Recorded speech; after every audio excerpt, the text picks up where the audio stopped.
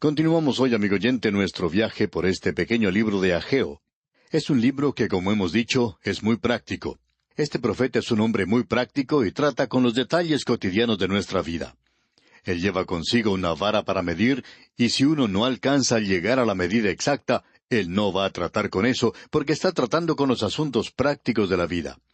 Ageo lleva el Evangelio a un punto familiar, bien cotidiano, y su Evangelio es realmente el Evangelio del trabajo. En su primer mensaje, él presenta un reto, un desafío al pueblo. Eso lo vemos en los primeros 11 versículos del capítulo 1. En los primeros 4 versículos se ve que existe un conflicto de intereses. La gente tiene la idea equivocada de que aún no era el tiempo de Dios para construir el templo de Dios. Ellos han regresado a Jerusalén y habían tenido una experiencia muy desanimadora. Aunque ellos habían regresado con mucho entusiasmo, no se demoraron mucho en enfriarse. Pero habían tenido tiempo para edificar sus propias casas. Sin embargo, habían decidido en contra de edificar la casa del Señor. Aún no era tiempo, según ellos, para edificar la casa del Señor. Estaban dejando de lado su responsabilidad. Y el Señor los coloca en una posición en la cual deben enfrentar este asunto. Él les hace la pregunta de cómo pueden ellos habitar en casas artesonadas mientras que la casa del Señor está desierta. Veamos ahora la amonestación que Dios les hace en el versículo 4. ¿Es para vosotros tiempo, para vosotros, de habitar en vuestras casas artesonadas, y esta casa está desierta? Y Dios estaba disgustado con ellos, y reveló eso cuando comenzó diciendo allá en el versículo 2, «Así ha hablado Jehová de los ejércitos, diciendo, este pueblo dice, no ha llegado aún el tiempo de que la casa de Jehová sea reedificada». Ahora, por lo general, Dios dice, ellos son mi pueblo. Pero aquí no dice eso. No es que Él no quiera reconocerlos como suyos, porque eso no se expresa aquí, pero sí demuestra su desagrado con ellos. Ellos no están en la voluntad de Dios. Ellos no le están obedeciendo y están tratando de tapar todo esto con una excusa un poco piadosa y dicen, bueno, no es la hora de hacerlo, no es el tiempo de edificar la casa del Señor. Haremos eso más adelante. Ahora Dios dirige la atención de ellos hacia algo más. Y lo que vemos aquí es algo muy práctico, amigo oyente. Es algo que nos toca a nosotros en la vida diaria. Él dice en el versículo 5, «Pues así ha dicho Jehová de los ejércitos, meditad bien sobre vuestros caminos». Él les está señalando los caminos de ellos, la forma en que se están comportando. Les está diciendo que observen lo que está ocurriendo a su alrededor. Y luego entra en detalle en cuanto a esto. Y en el versículo 6 dice, «Sembráis mucho y recogéis poco, coméis y no os saciáis, bebéis y no quedáis satisfechos, os vestís y no os calentáis, y el que trabaja jornal recibe su jornal en saco roto». Dios los estaba castigando en sus cosas materiales y ellos no lo estaban reconociendo. Recuerde, amigo oyente, que esto es algo que se presenta en la epístola a los Hebreos para los creyentes en el día de hoy. Cuando Dios nos castiga o disciplina, hay una razón para ello. Cuando Él nos juzga, el Hijo de Dios debería explorar la razón. Debería tratar de descubrir por qué Dios le está tratando de esa manera, por qué Dios está tratando de limar esas asperezas que tiene todavía. Dios quiere suavizarnos. Por tanto, Él utiliza la lima y el papel de lija. Ahora, para esta gente había habido un fracaso en su propia cosecha. Había habido hambre, no había suficiente dinero para comprar ropa, no había lo suficiente para comer o lo suficiente para beber. Ellos no tenían una cuenta de ahorros. Pero nunca ellos atribuyeron eso a su desobediencia. Estaban tratando de justificar eso por alguna otra razón. ¿Y qué en cuanto a los hijos de Dios en el presente, amigo oyente? Algunos dicen, bueno, esa es mi suerte. Pero no es su suerte, amigo oyente, si usted es hijo de Dios. Esas cosas le suceden a usted con un propósito. Dios no permite que estas cosas sucedan sino con algún propósito. Dios está tratando de desarrollar algo en su corazón y en su vida. Es por eso que Él le dijo a esta gente, meditad bien sobre vuestros caminos. El hombre siempre ha creído que sus caminos son correctos. Eso es lo que nos dice el escritor del libro de Proverbios. Hay camino que al hombre le parece derecho, pero su fin es camino de muerte. Y usted recuerda que Dios dijo, hablando de la humanidad, cada cual se apartó por su camino. Y así es como se expresa en el libro de Isaías. Todos nosotros nos descarriamos como ovejas, cada cual se apartó por su camino. Y ese es el problema con la humanidad hoy. El escritor del libro de Proverbios también lo vuelve a repetir. Jehová conoce el camino de los justos, mas la senda de los malos perecerá. Y en el capítulo 2 de Proverbios, versículo 12, leemos, para librarte del mal camino de los hombres que hablan perversidades. La palabra de Dios habla mucho en cuanto a estas cosas que revelan que el camino del hombre no es el camino de Dios. Allá en el capítulo 6 del libro de Proverbios otra vez, versículo 23, podemos leer, porque el mandamiento es lámpara y la enseñanza es luz, y camino de vida las reprensiones que te instruyen. Y el escritor de Proverbios otra vez dice en el capítulo 13, versículo 13, el que menosprecia el precepto perecerá por ello, mas el que teme el mandamiento será recompensado. Dios dice que Él va a ser bastante duro. Y en Isaías capítulo 55, versículos 7 al 9 leemos, deje el impío su camino, y el hombre inicuo sus pensamientos, y vuélvase a Jehová, el cual tendrá de él misericordia, y al Dios nuestro, el cual será amplio en perdonar.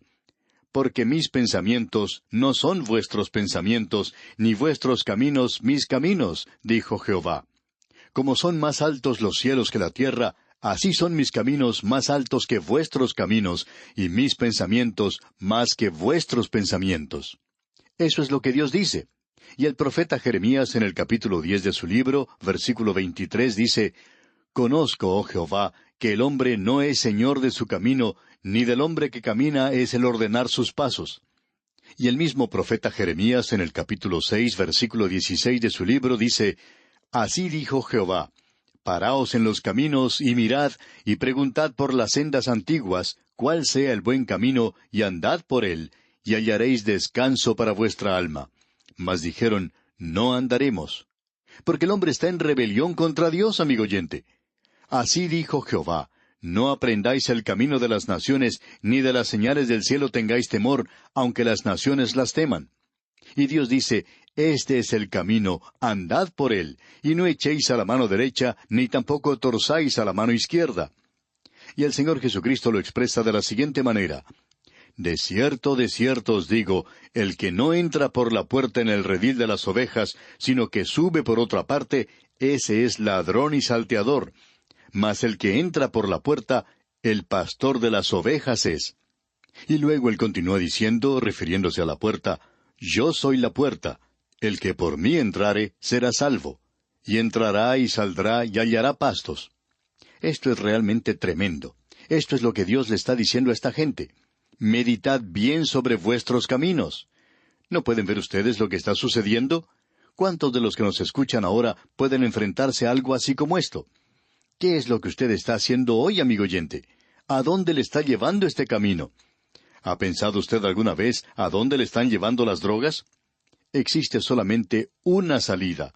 El camino es muy ancho cuando uno comienza y puede hacer como le plazca, pero ese camino amplio es como un embudo. Cada vez se hace más y más angosto y solamente hay una salida muy pequeña, y esa salida es la destrucción. Pero al comenzar es muy amplio, por cierto. Ahora Dios nos habla del camino angosto. Él es el camino, y no hay ninguna otra forma de entrar a ese camino sino por la parte angosta del embudo. Pero al entrar por ese camino, uno puede andar y encontrar pastos delicados. Y luego, ese camino se hace cada vez más amplio, y allí encontrará vida y la podrá encontrar abundantemente. Meditad bien sobre vuestros caminos. ¿A dónde se está dirigiendo usted, amigo oyente? ¿A dónde va usted? ¿Cómo le está yendo en su trabajo? ¿Cómo le está resultando su matrimonio? Y a los jóvenes en las universidades les preguntamos, ¿cómo le está yendo a usted, joven amigo oyente, en sus estudios? ¿Tiene usted un objetivo en la vida? ¿Qué nos puede decir usted, jovencita? Usted, joven, ¿a dónde van a ir en su próxima cita? ¿Qué es lo que va a suceder con usted? ¿Por qué no medita sobre sus caminos? Nosotros leemos cartas de personas de toda condición de vida y clase social. Algunos se están dirigiendo por el camino correcto, y otros, honradamente hablando, no lo están haciendo. Hay algunos que han tomado el camino equivocado. Se han dirigido en una mala dirección, y esto ha provocado un hogar destruido, un corazón quebrantado y una vida arruinada. Meditad bien sobre vuestros caminos, dice aquí Ageo. Esto es algo tan práctico que uno no puede tener un simposio en cuanto a esto. Uno no puede tener una serie de mensajes en algo así como esto. Uno no puede hacer un programa o un método de esto, ya que sencillamente es esto: meditad bien sobre vuestros caminos. Uno debe pensar en esto, amigo oyente. ¿A dónde se está dirigiendo usted? Ahora Dios le va a decir lo que deben hacer. Hablando honradamente, amigo oyente, esto es tan sencillo que casi vacilamos en leerlo para usted. Es tan sencillo, tan claro. ¿Qué debían hacer ellos? Bueno, Dios les dijo que debían hacer 3 cosas. Este es un sermón, un mensaje bueno, conservador, fundamental. Y usted sabe que todos los sermones buenos tienen 3 puntos, y Dios aquí presenta un punto muy bueno. Y la solución era tan sencilla, y la tenemos aquí en los versículos 8 al 11, donde se les da el mandamiento de construir el templo. Usted se da cuenta que el problema que ellos tenían era un conflicto de intereses. Ellos habían colocado sus casas antes de colocar la casa de Dios. Ellos habían colocado sus propios motivos egoístas antes que el programa de Dios. El Señor Jesucristo, en su Sermón del Monte, dijo: «Buscad primeramente el reino de Dios y su justicia». Esa justicia que se encuentra en Cristo cuando usted le tiene a Él. Y entonces Él dice: «Y todas estas cosas os serán añadidas». Todas estas cosas con las cuales no hay nada de malo. Creemos que el dinero puede ser algo espiritual. Creemos que su casa, amigo oyente, puede ser algo espiritual. Usted puede tener un estudio bíblico en su hogar, o puede ser un lugar donde pueden llegar los amigos, donde se puede dar un testimonio del Señor. Ese puede ser un lugar santo, puede ser algo sagrado. No solamente la iglesia tiene que serlo, sino que su casa también puede serlo. Nosotros pensamos que un hogar puede ser espiritual. Hay muchas personas que buscan ciertas cosas en su vida y no creemos que sea malo el que las busquen. Lo malo es que les dan el primer lugar en sus vidas a esas cosas, y las utilizan para sus fines egoístas. Ahora Dios les va a decir aquí lo que deben hacer, y es algo bastante sencillo. 3 cosas que ellos deben hacer. Leamos el versículo 8. Subid al monte, y traed madera, y reedificad la casa. Y pondré en ella mi voluntad, y seré glorificado, ha dicho Jehová. Note usted, subid al monte. Eso es lo primero. Subid al monte. Número 2, y traed madera. Y número 3, y reedificad la casa. Y hablando honradamente, amigo oyente, no nos damos cuenta cómo ellos no vieron esto antes. Es que nosotros permitimos que ese gran yo sea un obstáculo ante nuestros ojos. Y ese gran yo tapa todo lo que esté delante de nosotros. Y nosotros no vemos las cosas que deberíamos ver. Aquello que debería ser muy sencillo se convierte en un problema muy complejo. La gente se queja hoy de que la vida es complicada, que necesitamos un psiquiatra, que debemos ir a su oficina, a su consultorio y arreglar las cosas. Amigo oyente, si usted coloca a Dios en el lugar que le corresponde en su vida, Él arreglará muchas de las cosas que usted tiene y quitará ese gran yo de su camino y quitará todo eso. Esto es muy sencillo. Casi nos avergonzamos de dedicar tiempo a esto. Sin embargo, uno puede sacar un mensaje de lo que se dice aquí. Subid al monte, traed madera y reedificad la casa. Eso es algo interesante, amigo oyente, ya que en ese lugar ya no hay árboles. Israel ha llevado a cabo un proyecto que es el mismo principio de plantar árboles, y han gastado mucho tiempo y dinero en árboles. Y aún así, esas montañas aparecen desnudas. Muy pocos árboles aparecen verdes. Es una zona árida, muy poca vegetación. Y usted puede estar seguro de una cosa, amigo oyente, que Dios ha juzgado esa tierra. ¿Cómo fueron quitados esos árboles? Toda esa zona estaba cubierta de árboles. Este versículo aquí nos revela esto. Dios no les hubiera dicho que subieran al monte a cortar árboles y traer madera si no hubiera madera allí. Ellos hubieran tenido una buena excusa si no hubiera ninguna madera en ese lugar, pero la había. Toda esa tierra estaba cubierta de árboles. Usted recuerda que una noche el Señor Jesús estaba descansando, y Pedro se acercó junto con Juan, y allí había un fuego ardiendo. Ahora, ¿qué clase de fuego piensa usted que era ese? ¿Piensa usted que ellos estaban usando petróleo en aquellos días? ¿O se imagina usted que ellos estaban usando un calentador eléctrico? No era así, amigo oyente. Estaban quemando simplemente madera. ¿Y cómo podría obtener el Señor madera para quemar en aquella tierra? Bueno, allí había árboles. ¿Qué sucedió entonces? Cuando el enemigo se apoderó de esa tierra, ellos cortaron y derribaron gran cantidad de árboles. Prácticamente derribaron todos los árboles de esa zona. Ahora Dios aquí está diciéndoles, subid al monte. Así es de sencillo. Ellos estaban diciendo, bueno, no es el tiempo propicio para edificar la casa de Jehová. Después de todo, habrá que hacer un esfuerzo para subir al monte. La segunda cosa que Él les estaba diciendo era, traed madera. De esos árboles ellos tenían que hacer madera. Tenían que derribar los árboles y con el hacha deberían hacer madera de eso. Y luego, la tercera cosa que les dijo era que debían reedificar la casa, edificar un templo, dedicarse al trabajo. Esa es la respuesta. Amigo oyente, esta es la solución para muchos problemas que los creyentes tienen hoy. Es algo tan sencillo que muchos no lo han podido hacer ni apreciar.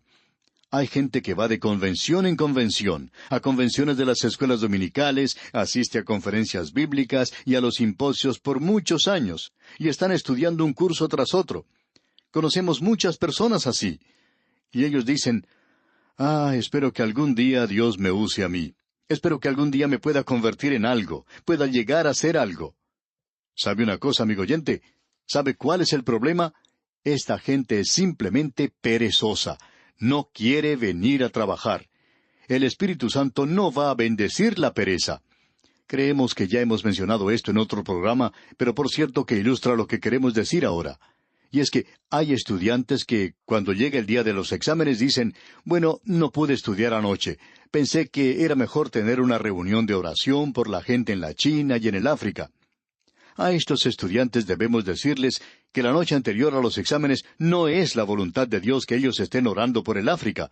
Es mejor que oren para que puedan pasar los exámenes, porque el profesor no va a tolerar eso. Esa es una razón un poco piadosa, digamos. Esos estudiantes tienen que sentarse y hacer este examen. Ahora a ellos no les gusta eso y piensan que están siendo piadosos. Pero la verdad es que están siendo perezosos. Y luego ellos dicen, bueno, esperamos que el Señor nos dé las respuestas. Pero estos estudiantes no pueden esperar poner una Biblia o el texto que están estudiando debajo de la almohada y esperar que las respuestas y el conocimiento pasen a través de ella. Dios no actúa de esa manera. No hay ningún sustituto para el trabajo en el programa de Dios. No hay ningún sustituto para el trabajo. Bien, amigo oyente, vamos a detenernos aquí y continuaremos Dios mediante en nuestro próximo programa. Mientras tanto, le sugerimos leer los versículos restantes de este capítulo 1 del profeta Ageo. Es nuestra oración que Dios use este estudio para bendición de su alma.